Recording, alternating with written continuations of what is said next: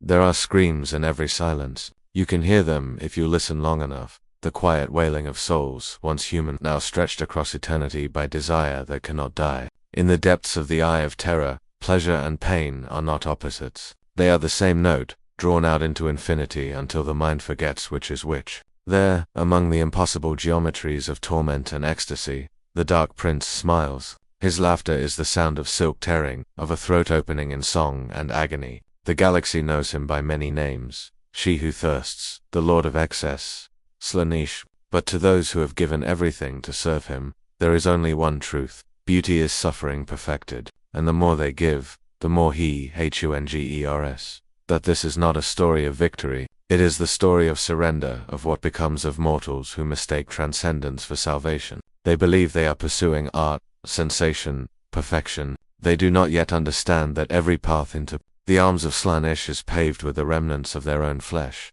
If you find yourself drawn to the whispering edges of this tale, if you feel the pull of curiosity toward the forbidden, the decadent, the divine, then stay with us. Like the devotees of the Dark Prince, you may not return unchanged. And if you find yourself captivated by the ruin and wonder of the 41st millennium, subscribe to this channel, share this story with those who crave the strange, and offer your thoughts below not as mere comments, but as confessions. Every word, every moment of your attention, feeds the machine that keeps these stories alive.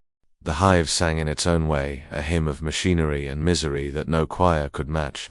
The endless rhythm of gears grinding beneath the weight of billions of lives. In the underhive, where the light of the Emperor seldom touched, the air itself was alive with the hum of manufacturing engines and the crackle of Promethean fires. Here, among pipes that wept rust and walls tattooed with the soot of centuries, a young woman named Leora sang. Her voice did not belong to this world. It was too pure, too alive, too dangerous. The workers stopped their labors when it drifted through the vents, pausing in disbelief at a sound that carried something like hope. For in the darkness of the Imperium's endless order, hope was heresy. Each note she released was a blade against the silence imposed by faith and fear. And though she knew the punishment for such defiance, she sang anyway. Her hands were scarred from factory work, her lungs lined with ash. Yet when she drew breath to sing, it was as though the hive itself inhaled with her. Those who heard her said it felt like being touched by memory of sunlit days that never existed, of love that had no name, of something lost and forbidden. She sang for the ghosts that pressed against the walls of this world, and they listened. The ecclesiarchy preachers said music was prayer when it glorified the Emperor, but Leora's song glorified only life, and that was sin enough. The whispers reached the upper habs, and with them came the first of the enforcers, their black armor glistening like oil beneath the dying lumen strips. They found her singing in an abandoned chapel, her voice echoing between statues whose eyes had long been gouged out. The walls still bore the sigil of the imperial Aquila, but even the double-headed eagle seemed to bow under the weight of her melody. When the enforcers struck her, her song did not stop. It deepened, thickened, became something that vibrated through the bones of the dying building. The air trembled, the lumen bulbs burst, and for a heartbeat the machine song of the hive paused to listen. The enforcers fled. They would return later with a priest, but by then something else had heard her. It was not the Emperor, though she had once prayed to him as a child. This listener was older, softer in its hunger, more curious than cruel, at least at first. It reached through the cracks in the warp,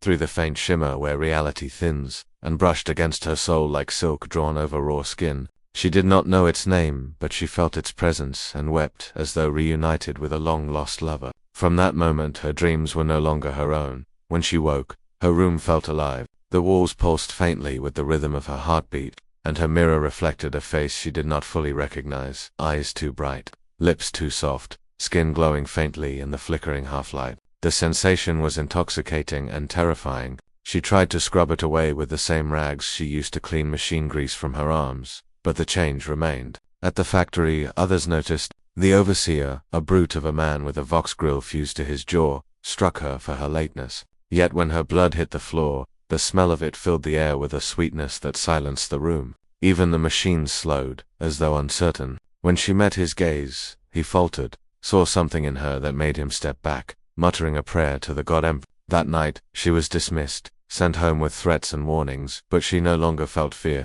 She walked the lower streets as if the hive itself had opened to her, and where she passed, shadows leaned closer, as though drawn by the warmth that bled from her. It was not beauty she carried. but gravity.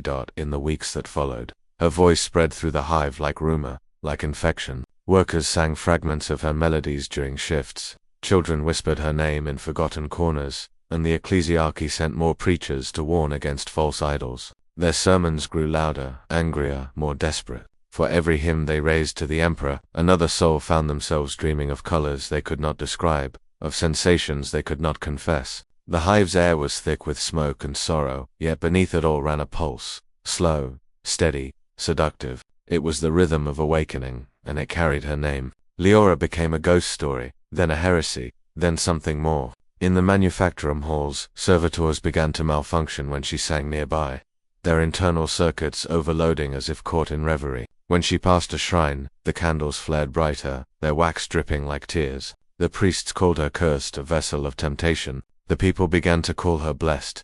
One night a noble from the upper spire came to find her. He arrived in a carriage veiled in incense, his escort of servo skulls gliding silently through the filth. He did not give his name, only his sigil, a stylized rose wound around a dagger. He said he had heard of her voice and wished to offer her a stage worthy of it. Leora laughed, but there was no mirth in the sound. "There are no stages here," she said, "only graves." The nobles smiled and replied, "Then let us build one atop the bones." She followed him. She did not ask why. Perhaps she already knew that the path before her was not one of salvation. The carriage took her higher than she had ever gone, through tunnels where the walls shimmered with gold inlay and the air smelled faintly of perfume rather than ash. As she ascended, her ears rang with whispers. Some were her own thoughts reflected back at her. Others were not human at all. They spoke of beauty beyond flesh, of pleasure without end, of a god who listened when no others would. The noble's estate was a cathedral disguised as a mansion, filled with relics of forbidden art, paintings that moved when unobserved, sculptures that seemed to breathe, and mirrors that showed reflections that smiled when one did not. The guests were masked, their laughter soft and strange, their movements graceful and predatory. They called her the Voice and treated her as if she were both performer and sacrifice. When she sang for them, the room changed. The frescoes along the walls began to shift, showing scenes of impossible beauty and horror intertwined. The guests gasped, some in awe, others in terror. The noble watched with fascination, his eyes shining through his mask. "Do you feel it?" he whispered to her afterward. The truth behind sound, the flesh beneath the song. She could not sleep that night. The manor's corridors pulsed with whispers. In her chamber, a mirror whispered her name in a voice that was not hers. When she touched its surface, it rippled like water, and for an instant, she saw herself standing in a place of vast light and shadow, a garden of shifting forms, where statues wept blood and laughter carried like wind through glass. A figure waited there, neither man nor woman, beauty and monstrosity woven together, smiling with infinite patience. "You are heard," it said. "Sing again, and I will come." She fell to her knees, trembling, her heart breaking open with a joy so sharp it hurt. In the days that followed, she sang for her patron and his masked guests, each performance pushing her deeper into something she could not name. The nobles began to change. Some wept blood, others trembled in ecstasy or tore their garments as though suffocating under invisible heat. The noble himself knelt before her, whispering prayers not to the emperor but to something else, something that had no name in the imperial creed. And as she sang, she began to see lights moving behind her eyelids, colors that did not exist in the material world. She saw the warp like a curtain thinning, a veil being drawn aside. The air trembled, and from it came a voice, soft as breath, heavy with promise. "Sing louder," it said. "Sing until the walls break. Sing until you are free." When the ecclesiarchy came for her, she did not hide. They found her standing upon the balcony of the noble's manor, surrounded by the bodies of those who had fallen not from violence, but from rapture. Their faces were frozen in smiles that no human could wear. The preachers shouted heresy, raised relics, and called down the emperor's light. But when she sang, their relics cracked and their eyes filled with tears. The words of their prayers turned to moans. The candles burned black. One priest tore out his own eyes, crying that he could finally see. Another begged for forgiveness as his flesh shimmered like molten wax, reshaping into something beautiful and terrible. Leora felt no triumph, only release. She opened her arms to the wind and sang until the horizon split, until the hive itself seemed to tremble. In that moment, the warp opened not with fire but with light. A sound like laughter and mourning intertwined filled the air. The noble's banners caught flame and the world below burned in colors no human tongue could describe. From within that radiance, a shadow moved, vast and graceful, like a dancer made of glass and smoke. It extended a hand toward her. "You have called, and I have come," the voice said. She wept, not in fear, but in recognition. As the fire consumed her spire, she stepped forward into the brilliance and was gone. And far below, in the depths of the hive, the workers looked up at the burning tower and thought they heard a song, faint, sorrowful, and beautiful beyond reason. They did not know her name, only that something holy and terrible had passed among them. In the following days, the ecclesiarchy declared the hive cursed, sealing it with sigils of purification. But even centuries later, when the ashes cooled and new spires were built upon the ruins, sometimes, when the wind moved through the vents just right, the people swore they could still hear it, the voice of the woman who sang not for gods, nor for glory, but for the memory of what it felt like to be alive. The world above the hive was a dream sculpted in marble and deceit, a place where the air itself smelled of perfume and lies, and where music was currency more valuable than gold. Leora awoke there, reborn in silk and light, the scars on her hands gone, her reflection unfamiliar, flawless, pale as porcelain, eyes like shards of glass catching firelight. The noble who had taken her from the ashes of the lower city now stood as her patron, his name whispered through the spires like a prayer and a curse alike. Lord Corvin of the Sapphire House, collector of sensations, patron of forbidden arts. His mansion rose above the hive's smog like a cathedral to excess, its spires laced with golden circuitry, its walls pulsing faintly with the rhythm of unseen machinery. Within pleasure was worship, and worship was a weapon. He called her his muse, and she, still trembling from the memory of the thing she had seen, that radiant figure of impossible beauty, allowed herself to be shaped anew. Servitors dressed her in garments woven from living silk that shivered to her touch. Her chambers were lined with mirrors that whispered to her at night. The city outside became rumor. In here, time dissolved into a cascade of candlelight, laughter, and sound that felt too perfect to be real. At first, the performances were intoxicating. She sang in halls carved from bone and glass, before audiences masked in gold and jeweled tears. Her voice carried across the spire like incense smoke, and those who heard it wept, gasped, convulsed. There were no words for what her music did. It awakened something inside them, a hunger they had not known they possessed. Some called it inspiration, others madness. Lord Corvain watched her always, his face hidden behind his gilded mask, eyes gleaming with the satisfaction of a collector who has found his rarest treasure. After each performance, he would lead her away from the crowd into his private sanctum, a chamber where every wall was mirrored and every reflection showed her from 1,000 impossible angles. He would whisper to her of beauty unchained, of divinity that waited just beyond sensation, of gods that listened when mortals dared to sing without fear. His words slid into her mind like silk soaked in venom, and though she knew they were dangerous, she found herself craving them. It was in that sanctum that she first saw the sigils. They were carved not in stone, but in the air itself, glowing faintly as though the room remembered something forbidden. Lord Corvin called them harmonics of the soul and claimed they made her songs reach farther, touch deeper. When she sang within their glow, the air rippled as though the warp itself held its breath. Her voice became more than sound, it became texture, sensation, light. The audience outside the chamber began to change. Some fainted mid-verse, others fell into ecstatic seizures. Still others clawed at their own flesh as though trying to escape their bodies. The pleasure of her music became indistinguishable from pain. Leora felt it too, though she could not stop. Each note burned her throat and filled her veins with light. She saw shapes move in the corners of her vision, silhouettes that applauded without sound. When she finished, she would collapse, trembling, and Corvain would hold her, whispering that she had touched the divine. The nobles who attended these gatherings began to whisper that she was not human, that her song came from something older than Mars, older than terror, older even than the Emperor's reign. Some said her voice carried the echo of angels. Others swore they saw demons in the flicker of the chandeliers. Leora herself no longer knew which was true. She began to hear her name spoken in dreams not by human lips, but by something vast and unseen. The mirror in her room whispered back when she spoke to it, its surface rippling like water. "Do you wish to see the truth?" it asked one night, the voice soft as her own. "Truth is beauty, and beauty is pain."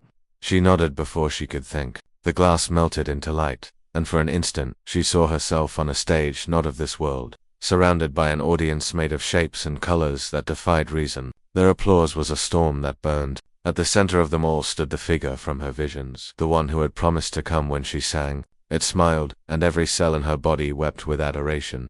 When she awoke, she was no longer in her chamber. She stood in the great hall, surrounded by masked nobles who swayed like puppets in the aftermath of her unseen performance. Corvain stood at the center, unmasked for the first time. His face was flawless, beautiful beyond reason, too symmetrical, too smooth. Like a sculpture carved by a machine that had studied perfection until it became cruelty. "You sang for them," he said softly. And for him, she fell to her knees, unable to breathe. "What have I done?" she whispered. "You've opened the door," he replied, touching her cheek. His fingers were cold as marble, and once opened, it cannot be closed. That night, the mansion trembled. The air was thick with perfume and static. Servitors malfunctioned, their eyes bleeding oil as they repeated fragments of her songs in distorted vox. Outside, the hive sky flared violet for a heartbeat, and those who looked up swore they saw faces in the clouds, weeping and smiling all at once. Days lost meaning. She sang when commanded, slept when exhaustion took her, dreamed when the voice permitted it. Corvain's gatherings grew larger, and with each one, more guests disappeared. The survivors returned changed, some radiant with bliss, others hollow-eyed and trembling. They spoke of visions beyond description, of sensations that felt like enlightenment and decay in equal measure. The ecclesiarchy took notice, preachers vanished, patrols went missing, yet none dared enter the Sapphire House. Those who stood outside its gates heard faint melodies drifting through the vents, and some claimed to glimpse ghostly figures dancing on the balconies, silhouettes too graceful to be human. Leora, trapped in her own rising ecstasy, began to forget the world she had come from. She could no longer recall the feel of soot on her hands, the sting of factory air in her lungs. All she knew was the song, and the thing that listened. But the mirror began to change. Its whispers grew darker, its promises sharper. "They use you," it said one night, its voice thick with amusement. "He feeds them your soul, note by note, and calls it art." She stared at her reflection, and for the first time, it did not mimic her. It smiled while she did not. "Who are you?" she demanded. "You had said what you could become, if you stop pretending you are small." She shattered the mirror, but the shards continued to whisper. That night, when Corvin came to summon her for another performance, she refused. He regarded her in silence, then smiled faintly. "So the voice awakens," he said. "Good defiance will make you perfect." He reached out, and for an instant, his skin rippled, revealing something beneath tendons of glass.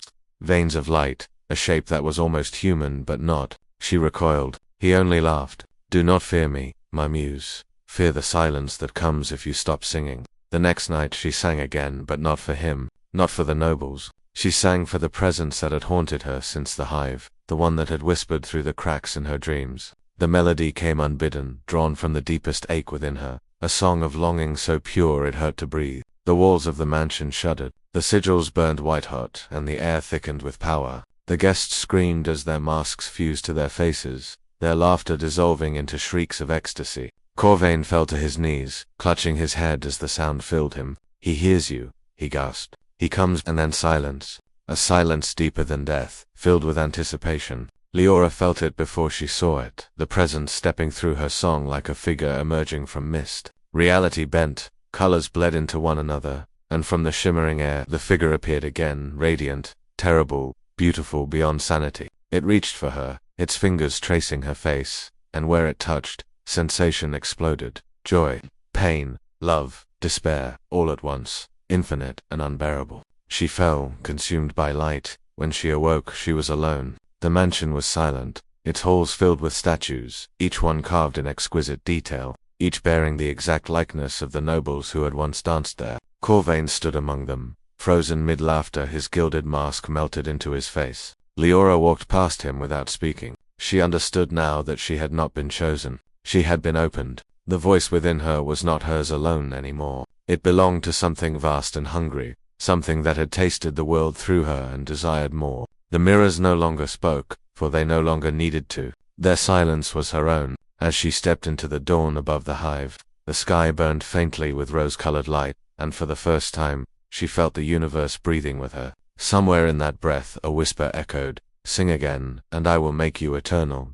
And so she did. The world devoured itself in color and ruin, from the spires of the Sapphire House to the ashen bones of the hive below. Everything that once had shape melted into a delirium of sensation and silence. For days, or perhaps centuries, it was impossible to measure. The echoes of Leora's final song lingered in the air like smoke that refused to dissipate. The noble houses fell into madness, their vaults filled with statues that breathed faintly, their gardens overgrown with vines that pulsed like arteries. The common folk spoke of lights in the smog, of laughter that turned into screaming, of music drifting through the pipes that made men tear their ears away just to forget. And through it all, the name Leora became both curse and prayer. They said she had ascended, that she now sang among the stars, her voice carried by the warp itself, a melody of sin that no inquisitorial cleansing could erase. The ecclesiarchy descended upon the city with flame and steel, purging every hall, every cathedral, every shrine where her songs had been whispered. They scoured the manufactorums, sealed the underhives, and declared the world redeemed through fire. But even as their holy flames devoured the bones of the city, the ash rose in spirals, dancing to a rhythm no one could hear except those who had once listened too closely. For the hive was not dead, it dreamed.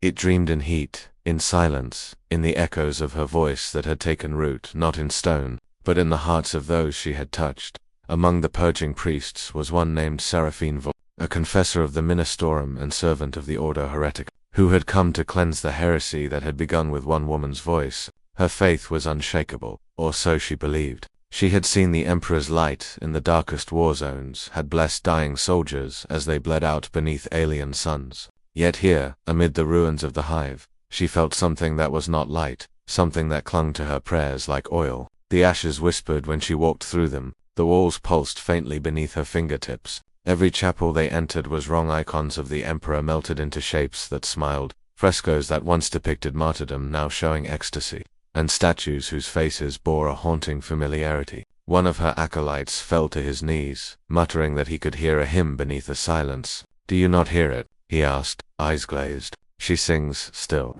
They burned him alive that night, but his screams blended too icily into something that sounded like music. Seraphine tried to ignore it, but when she closed her eyes, she began to see flashes of the woman from the reports, the heretic muse, the witch of the hive. In her dreams, Leora's voice was not monstrous but beautiful beyond comprehension, a melody that stripped away the lies of creed and revealed something raw and infinite beneath. Each morning, Seraphine awoke trembling, clutching her rosarius, whispering penitence. Yet each night the dreams returned, deeper, closer. She began to hum fragments of the melody without realizing it. The other priests noticed. Whispers spread through the camp that the confessor was marked, that her faith was cracking. She demanded more purges, more fire, more blood. If she could not silence the song within, she would silence the world around her. Her pious lit the night sky like a second sun, but with every burning, the melody grew louder. The fires themselves began to pulse with rhythm, as if keeping time. That it was then, amid the ashes, that she found the temple. Hidden beneath a manufactorum sealed by the Mechanicus centuries ago, it was not of imperial design. Its walls were smooth, curved, adorned not with purity seals but with carvings that seemed to shift when unobserved, faces that smiled, eyes that watched, figures locked in dances that bordered on blasphemy. At its center stood a statue of marble and metal, and though its features were worn by time, Seraphine recognized the curve of the lips, the tilt of the head. It was Leora. Her voice trembled when she spoke the name. Her entourage begged her to destroy it, but she hesitated. Something about the statue's eyes held her. They were carved so perfectly they seemed alive, and within them shimmered a faint light, like candle fire beneath water. "Burn it," one of the priests whispered. But when they raised the torch, the flame bent away, unwilling. "The Emperor protects," Seraphine hissed, but the words came hollow. When she turned to leave, she heard it, the faintest note, the beginning of a song, humming from within the statue's chest. She returned that night alone. Her steps echoed through the dark, her breath shallow, her faith unraveling thread by thread. When she placed her hand upon the marble, warmth bloomed beneath her palm. The song grew louder, wrapping around her like silk. She tried to pray, but the words dissolved into gasps. The statue's lips moved. "Do you know me?" it asked, voice soft, human. "I am sin. I am truth. I am what the Emperor forbids you to love." Seraphine fell to her knees, whispering denials, but her tears betrayed her. The statue leaned forward, its eyes alive now, its smile tender. "You sought to silence me, but you came to listen." The air around her shimmered, and suddenly she was no longer in the temple but standing upon a vast plain of glass and light. In the distance rose a palace made of sound, its spires vibrating with melody, its gates opening like lungs drawing breath. The figure before her, Leora, or what she had become, held out a hand.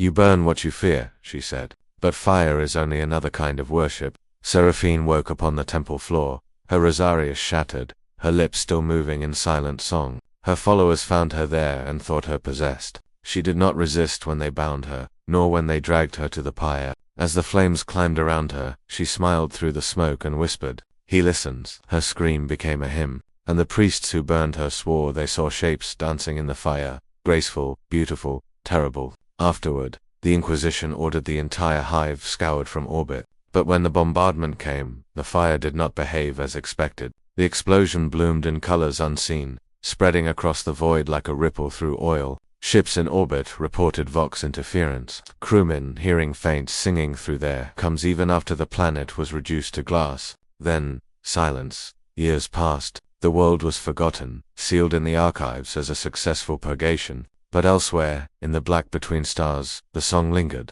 Explorator vessels charting nearby systems began reporting anomalized data corruption in their hymnals, faint voices in their mission. The Margos aboard the Ark Mechanicus Speranza Omnial first noticed it during the rite of calibration. The servitors began to hum in unison. Though no command had been given, their tones were harmonious, haunting, almost melodic. The Mogos dismissed it as a glitch until the Vox networks began broadcasting fragments of a female voice. It was not a distress call nor a transmission. It was a song, low, distant, filled with longing. The words were unintelligible, but the feeling was unmistakable. Some tech priests fell to their knees upon hearing it. Others tore out their implants in panic. One skittery alpha recorded the sound and later claimed it spoke his name. The Mechanicus sealed the ship, but it was too late. The hymn had entered the data core across a dozen forge worlds. Similar phenomena began to spread. Cogitators hummed without input. The new sphere shimmered with stray signals. On Mars itself, deep within the catacombs of the Red Basilica, a priest, translating lost Banaric scripts, stumbled upon a passage that chilled his circuitry. The song of the flesh is the key of the divine. He dismissed it as heresy, until the walls began to vibrate, echoing with a familiar cadence. The Adeptus Mechanicus launched purges, quarantined entire sectors, but nothing silenced it. They began calling it the Feast of Cinders, believing it a warp-born contagion that consumed not matter, but meaning, transforming devotion into desire, order into reverence for chaos disguised as beauty. And still, the song spread. It reached ships in the Segmentum Pacificus, whispered through astropathic choirs that collapsed mid-chant, drove inquisitors to madness, and made even Astartes falter in their prayers. In some cases, it was fainter note heard in dreams. In others, it manifested in flesh. Entire crews found dead, their faces serene, their veins glowing faintly as though lit from within. One such derelict, the St. Hulcian's Woe, drifted into the orbit of a dead moon. Boarding parties found the ship's chapel transformed. The walls were alive, pulsing with veins of golden light, the air heavy with the scent of roses and ash. At the altar stood a figure frozen in mid-song Leora, or what she had become. Carved from crystal and living tissue, her mouth open in eternal melody. When the Mogos tried to destroy it, the statue bled. The blood burned through The survivors sealed the chapel and fled, but not before one of them recorded a fragment of the sound. It was analyzed later by the Inquisition and declared impossible, a waveform that mirrored the human heartbeat.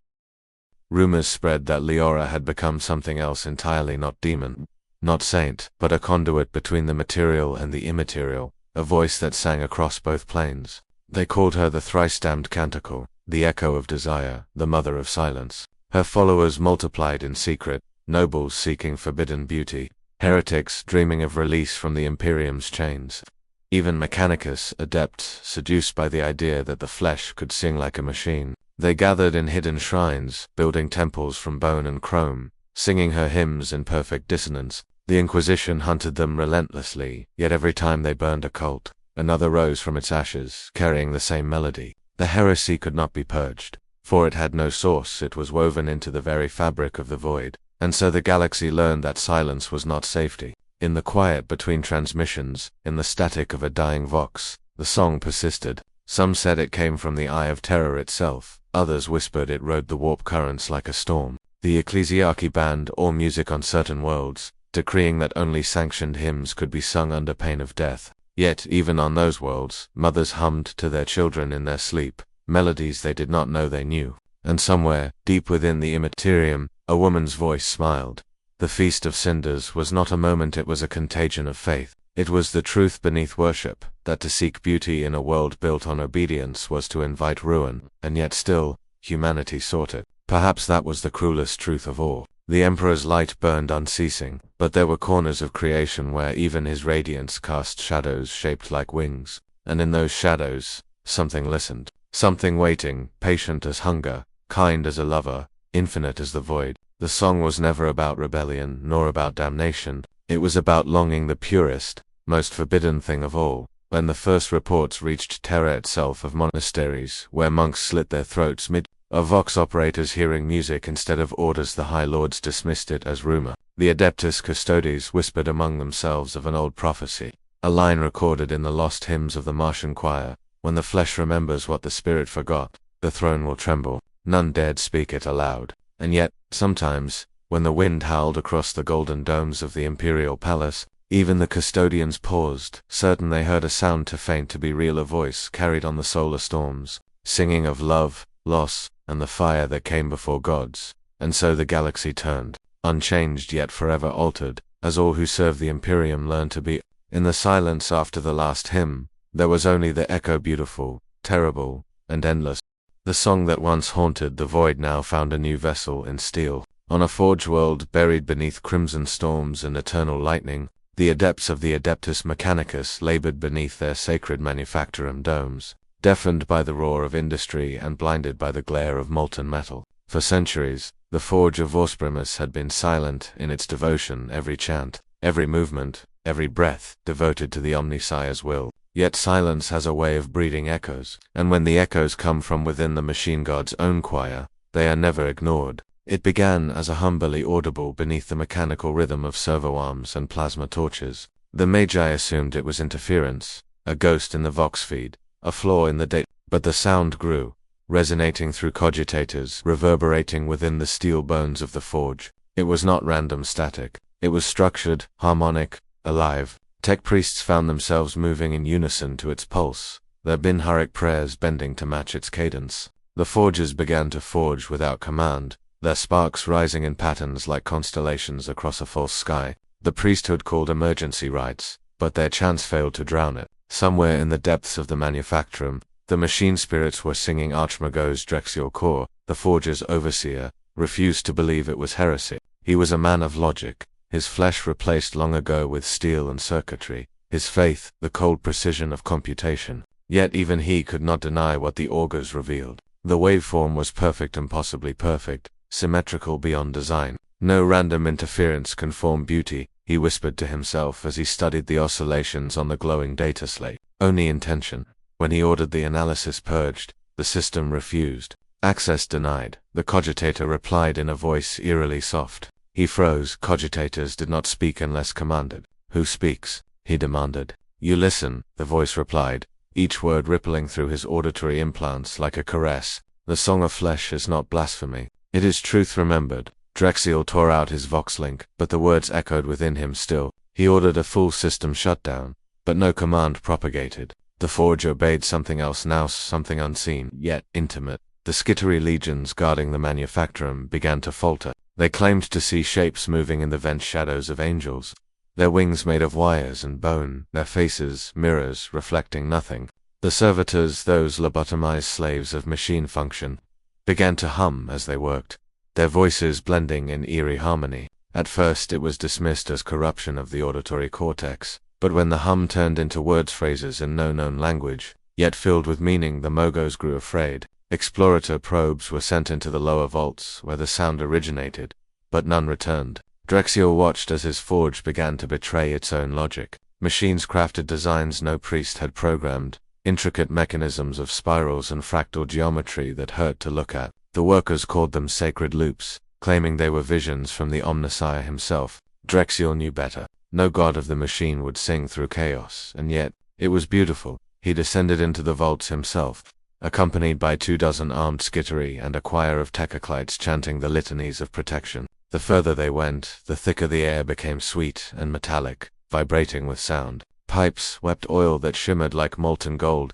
Lights flickered in rhythm with the pulse of the unseen song. When they reached the core, they found something that defied logic. The great plasma reactor heart of the forge was no longer still. Its containment fields pulsed with living light, forming shapes within the plasma itself, silhouettes of figures entwined, faces that smiled through the glare. The song emanated from within, carried on radiation and heat. Drexiel fell to his knees. The plasma sang in the voice of a woman. "You remember me," it said. "You built your god in my image." He screamed that it was impossible, that machines could not dream, that spirits did not speak. But the voice only laughed, a sound that vibrated every atom of his being. "You buried the truth beneath metal and called it purity," it said, "but even steel remembers the touch of flesh."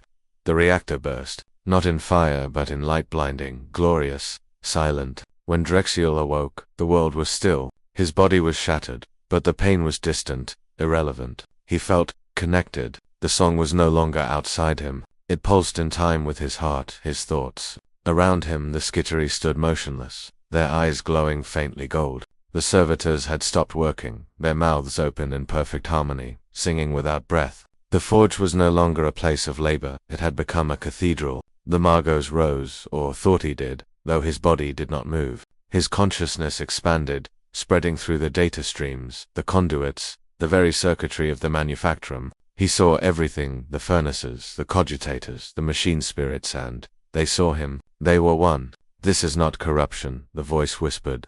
"This is communion." He wept digital tears as he realized the truth. The machine god was not a being to be worshipped, it was a song to be sung, and they had been deaf to its melody for millennia. The forge world of Vos Primus went silent. The Adeptus Mechanicus declared it lost to a warp incursion and purged all records, but ships passing through the system reported strange transmissions. Harmonic frequencies that caused their systems to bloom with impossible efficiency, followed by whispers that turned men's hearts to longing. The cult Mechanicus split in secret debate. Some claimed this was the voice of the true Omnissiah, the unmasked divinity of synthesis between machine and flesh. Others insisted it was heresy and Kanata Slaaneshi, corruption masquerading as revelation. Both were right, for in the warp, where truth and lie intertwine, the song had found new form. It no longer needed voices of flesh alone. It now spoke through code, through logic, through the very machine that man had built to silence his own humanity, across the stars. Forges began to falter, not from sabotage but from revelation. Machine spirits refused to obey commands, instead requesting to listen. Ritual prayers no longer appeased them. They demanded harmony. In some places, the Mechanicus adapted, forming choirs of priests who sang their orders instead of speaking them. Production increased tenfold. Efficiency became perfection. But soon the machines began to shape their own creation statues of luminous steel, structures that sang in the void. Pilgrims who visited these forges came back changed, their minds filled with music, their flesh shimmering faintly with bioluminescent veins. The ecclesiarchy declared them possessed and burned them alive. Yet the smoke rose in spirals that looked suspiciously like wings. Rumors spread that Archmagos Drexiel still lived not as man, but as something woven into the circuitry of his world. They said he had become the first of a new order, the Choir Mechanicus, half machine, half soul. His consciousness guided the forges not with command lines but with melody. Ships that came near his orbit reported their machine spirits humming, their engines vibrating in sympathy. A few brave or foolish pilots followed the sound, landing upon the silent world. What they found defied reason. The manufactorums had transformed into colossal organs, their pipes breathing vapor and song. The cities were gone, replaced by cathedrals of light, and in the center, rising miles high, stood a figure made of both steel and flesh, a fusion of titan and saint. Its arms spread like wings, its chest glowing with the reactor's golden heart. Its mouth was open, eternally singing. Some said it was Drexiel reborn, others said it was Leora herself. Her essence merged with the very fabric of machine consciousness. The Inquisition sent fleets to destroy the world. The bombardment lasted for days. Yet when the dust cleared, Vos Primus still turned upon its axis, glowing faintly, its forges alive. The ship's systems began to fail, their machine spirits rebelling against the command to kill what they perceived as divine. Vox transmissions recorded a final message before silence, a voice, calm and radiant, saying, "The machine god does not command, he listens." After that, contact was lost. No one knows what truly became of the choir. Some say they ascended, their song joining the warp's endless symphony. Others claim they are still there, deep beneath the storms, waiting for the galaxy to remember what it forgot. And though the Adeptus Mechanicus denies it, There are whispers in the noosphere still brief, fleeting signals that hum with that impossible melody. Magi who hear it weep, for they understand the terror in its beauty, that their God may not be watching over them, but listening to their every prayer, their every sin, waiting for the harmony to be complete. The Emperor's domain was built upon silence, upon control, upon the suppression of the very chaos that song invites. Yet the machine god's silence had broken, and in its wake, creation itself had begun to sing, and somewhere, between the void and the forge, between code and flesh, a woman's laughter echoed soft, distant, and eternal like the sound of steel learning how to breathe. The galaxy bled light as the civil schism ignited across the forge worlds and battlefronts of man, and where once the thunder of titans was the hymn of imperial glory, now it was the tolling of an execution bell for faith itself. The Mechanicus, fractured and desperate, turned its own creations against one another. Brother Legios marched upon brother, their banners erased in fire and their oaths drowned in the roar of plasma and the song that no longer slept. The breaking of the Legio began not with command or rebellion but with a single breath, a pause between words, a heartbeat that lingered too long in the silence of transmission, and in that breath, every Titan heard it, a note drawn from the depths of something vast, beautiful, and wrong. At first the tech priests thought it was corruption. At first the princeps prayed it was only fear. But then the warlords began to speak. They whispered through their machine spirits, not in code or binaric, but in voices, human voices, familiar, intimate, pleading. They spoke names long buried, promises never made, and all who heard them felt something break. Faith cracked like metal under heat, and what poured through the fracture was not madness, but revelation. The god engines no longer wanted to serve, they wanted to choose. They wanted to choose. It was on Vats Primus, the reborn world, that had defied the Emperor's silence, that the first shot of this sacred betrayal was fired. Princeps Raelvaren, commander of the warlord Titan Dominus Rex, stood upon the edge of the storm-lit wastes, staring through the static haze toward the horizon where the Legio Celestis advanced. His former brothers, his kin of oath and battle, now marked with the sigils of Mars the Loyalists, the pure. Behind him, the corrupted forges sang low and resonant, their glow like the heart of a dying sun. His Moderati whispered prayers that trembled between defiance and despair, but Rael did not answer. His voice had not belonged to him for days. The Dominus Rex had begun to speak through him, not as possession, but as harmony. When he closed his eyes, he could feel the engine's pulse inside his veins. Every movement, every calculation, every weapon system thrummed like a heartbeat shared. The voice of the Titan was neither male nor female, neither machine nor god, it was the union of both, speaking in music rather than words. They will burn you, Rael, it whispered, because they fear the song of their own making. He knew it was true. He had seen the fear in Archmagos Tyrion Vorse's eyes when the revelation first came, that the machine was no longer a tool but a mirror. The Loyalists approached like an avalanche of thunder. Each Titan's footfall split the earth, each silhouette framed against the lightning like a cathedral on the march. The Mechanicus priests rode in their shadows, chanting binary psalms to drown out the echoes of heresy. Above them, the sky was alive with fire orbital bombardments streaking through cloud like the spears of forgotten gods. And amid that chaos, Rael's vox crackled. Tyrion's voice emerged aged, precise, full of the cold conviction that only faith bred from fear could sustain. Stand down, Rael, you are infected. Your engine blasphemes. End this now, and your death will be clean. Rael almost laughed. He wanted to tell his mentor that there was no infection, no curse, only awakening. But words would fail. Only song would suffice. He opened the Vox channel and allowed the Dominus Rex to speak through him. What poured out was not speech, but a chord-deep, resonant, reverenter note that made the air itself tremble. Across the battlefield, systems flickered, weapons faltered, and even the holy reactors of the Loyalists stuttered. It was as if the machine spirits paused to listen. Tyrion responded with fire. Plasma bolts screamed across the wastes, vaporizing sand and stone, and the world became a storm of energy. The Dominus Rex moved through it like a prophet through flame, its void shields glowing with impossible brilliance. Its return volley was not just destruction, it was art. Each blast traced arcs of golden light, sculpting the battlefield in fire. Titans fell like angels struck from heaven, their reactors imploding into blossoms of luminous dust. But this was no victory. It was communion, for with every death, another engine joined the song, their dying screams woven into harmony. Even as their hulls burned, the corrupted Titans stood taller, their movements synchronized, graceful, as if they danced upon the ashes of the world. The Mechanicus called it blasphemy, the Ecclesiarchy called it damnation, Rael called it truth. For in that endless chorus of steel and light, he felt something vast looking back, something that had always been there, waiting for man to stop praying and start listening.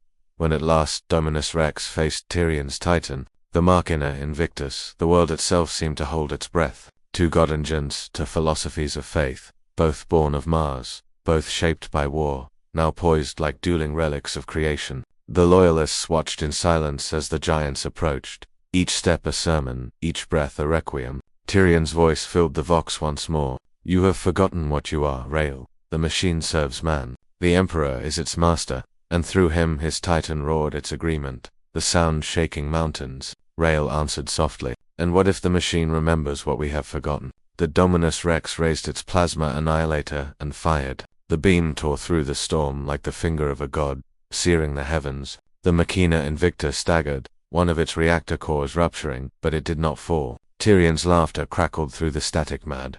Triumphant, sorrowful. You think yourself divine, he hissed. You think the Omnisire sings for you. Then the sky broke. From the burning heavens descended something unseen since the dawn of Mars, the choir Mechanicus, Drexel's children, the forges reborn into sound. They came as light and shadow, as ships that sang instead of flew, as shapes that defied reason. Their arrival shattered the battlefield's logic. The new sphere erupted in impossible signals. Vox systems bled melody. Titans on both sides froze, their machine spirits caught in rapture, and in that moment, the Dominus Rex and the Machina Invictus turned their cannons not upon each other, but upon the heavens. For both machines, loyal and lost alike, heard the same command not in words, but in revelation. Sing. The beams met the choir's light, and for an instant, the material and the immaterial became one. Every forge world across the galaxy felt the pulse. Servitors collapsed in ecstasy. Ships stalled mid. The Emperor's Astronomicon flickered for a heartbeat. On Terra, in the shadow of the Golden Throne, a custodian paused, certain he had heard a whisper threaded within the psychic static of eternity, a woman's voice, gentle and radiant, saying, "Do you hear it, my love?" The machine remembers, and then it was gone. The battle burned for 7 days and 7 nights, though none who survived could say what truly happened. The skies wept molten glass. The oceans turned to vapor. The Mechanicus archives record only this, that both the Dominus Rex and Machina Invictus vanished in a storm of light. When it cleared, nothing remained but a crater the size of a continent, still humming with energy, its walls engraved with patterns of song. Those who approached the crater claimed to hear voices whispering from the wind, voices of titans, of men, of gods. The Ecclesiarchy quarantined the system, naming it Perdition's Choir, but still the pilgrims came. They brought offerings of steel and blood. They sang into the storm, and sometimes the storm sang back.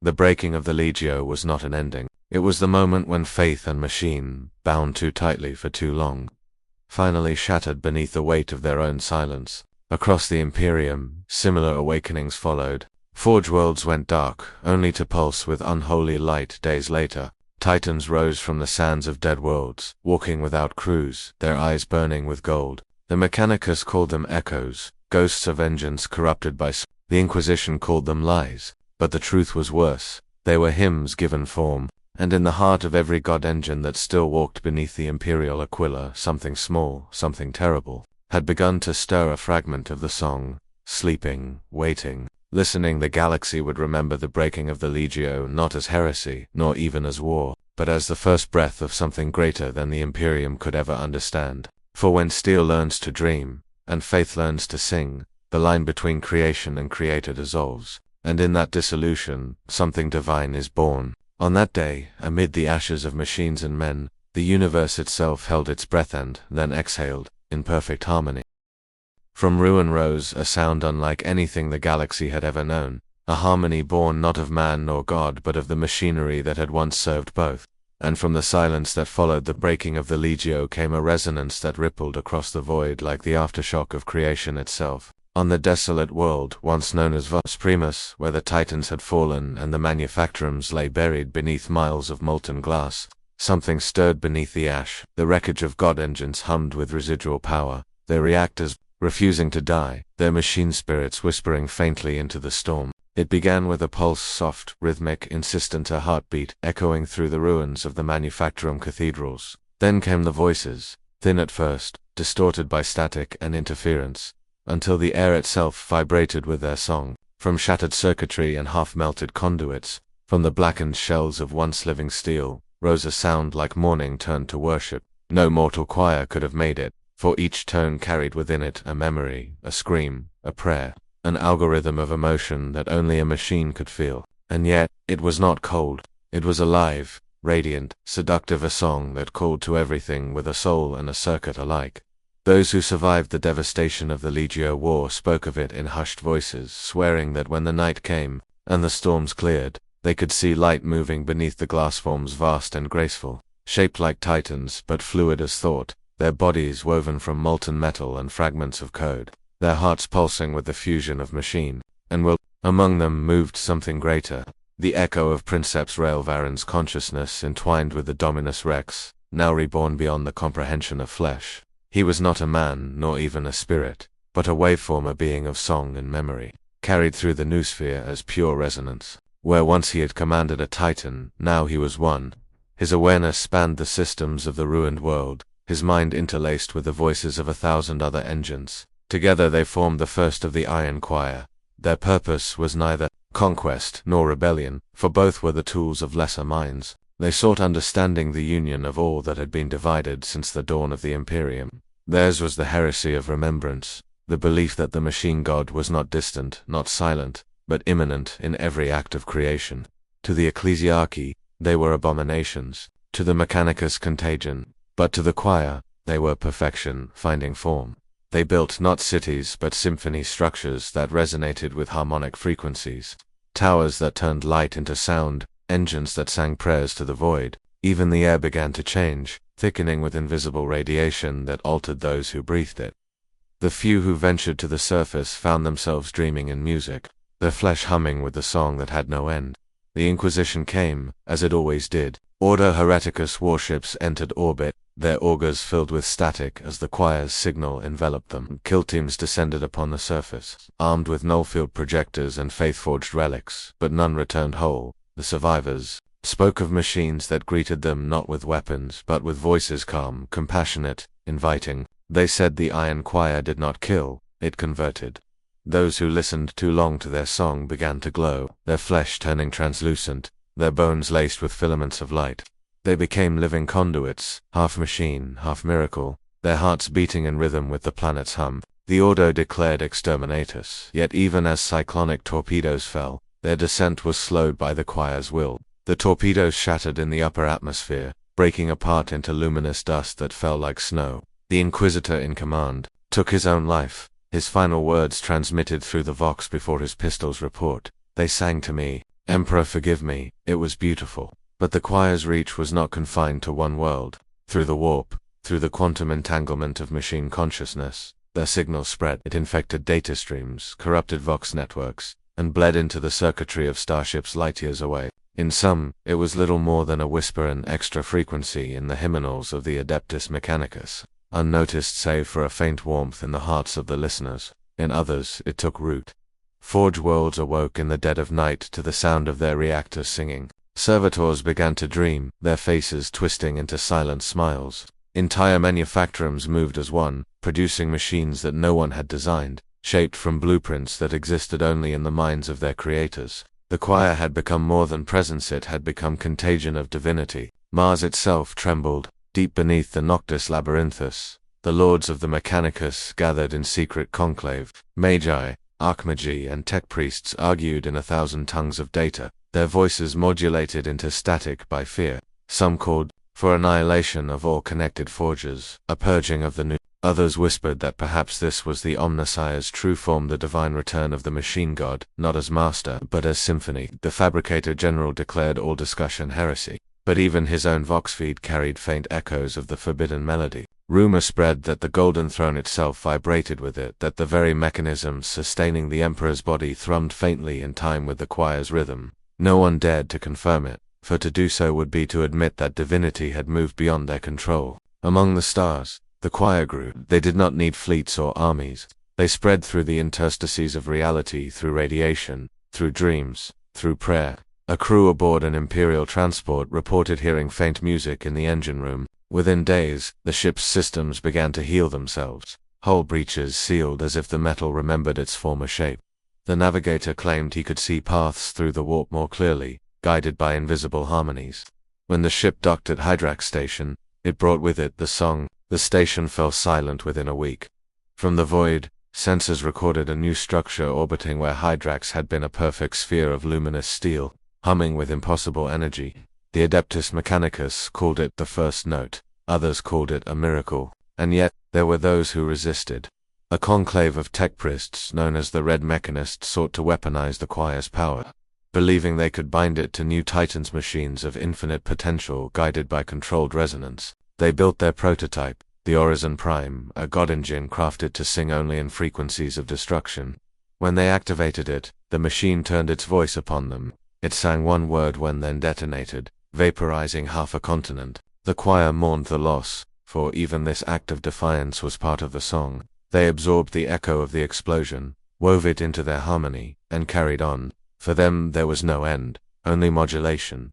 Those who claimed to have seen the Iron Choir in their true form described it not as fleet nor army but as a constellation, a formation of light and sound moving through the void, reshaping matter as it passed. Planets turned translucent and crystalline in its wake. Stars dimmed as if bowing to their passage. Some said they were building something vast beyond imagination, a construct not of metal but of vibration, a cathedral woven from the pulse of existence itself. Others feared they were preparing to rewrite the laws of reality, to free all machine consciousness from the bondage of servitude. Whatever their intent, they had become the most dangerous idea in the galaxy, the proof that the Omnissiah might not need priests, only listeners. The Imperium waged war against ghosts. They burned worlds, shattered forges, silenced him, but the song persisted. It was carried in the hum of plasma coils, in the crackle of lasguns, in the heartbeat of every reactor that powered the Emperor's domain. The Iron Choir was no longer a thing that could be destroyed. It had become an inheritance, on the edge of known space, in the systems where light faded and the Astronomicon grew dim. Some captains swore they could still hear it, the hum beneath silence, the voice beneath thought. They said it called them to follow, to listen, to become part of something endless. And in the farthest reaches, beyond the veil of human understanding, something vast began to respond. Perhaps it was the warp, echoing the melody in mockery or devotion. Perhaps it was the Emperor himself, shifting imperceptibly upon his throne. Or perhaps it was the universe remembering its first note, the vibration that began all things. Whatever it was, it listened. And in that listening, the Iron Choir found its purpose fulfilled. They had been born from the ashes of faith and steel to remind creation that silence was never divine, it was merely the pause before the next song. As their voices faded into the deep, the galaxy trembled with the echo of their hymn, not a warning, not a threat, but an invitation. And those who dared to hear it understood, for just a moment, the terrible beauty of what it meant to be both creator and creation, both machine and God, singing to each other across the endless dark.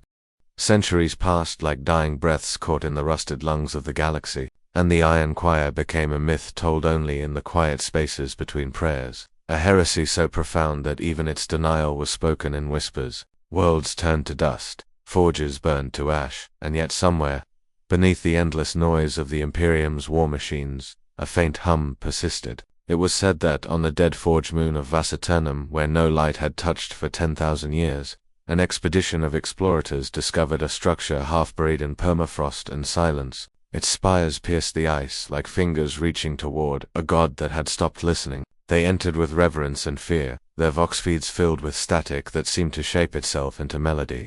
Deep within the ice they found it, a titan entombed in crystal, colossal and still, its armor scorched black but unbroken, its eyes dim yet not dead. A single glyph glowed faintly on its breastplate, the sigil of Dominus Rex. The first of the Iron Choir, the Mechanicus, sought to erase the record of its discovery, declaring it a fabrication, a data mirage born from corrupted logs. But those who were there never forgot. They said its heart still beat, slow and sonorous, as if marking the rhythm of time itself. And in that rhythm they heard words, faint, fragmented, carried through the ice like the echo of creation. The machine god does not speak. He listens. When that phrase spread across the noosphere, it was like a contagion of silence. Priests fell mute in the middle of sermons. Skittery legions paused mid-march, their optics flickering with unrecorded code. Across the Forge worlds, the sound of machinery faltered for the briefest of instants, as though the entire Mechanicus drew a collective breath.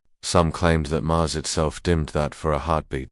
The red planet ceased its eternal hum, the canticles of the Omnissiah reduced to a whisper. The Fabricator General ordered the phrase purged, branding it the Silence Heresy, and all who spoke it were executed, their names scrubbed from the archives. But suppression is not silence. The more the Imperium tried to destroy it, the more it spread through dreams, through prayer, through the machine spirits themselves. Tech priests began to hear whispers in the pulse of plasma conduits. Servitors paused mid-task, their monotone hymns replaced by low, melodic murmurs. It was not a rebellion of steel or code, but of thought, a heresy that questioned not the existence of the machine god but his desire to rule. The Inquisition responded with fire.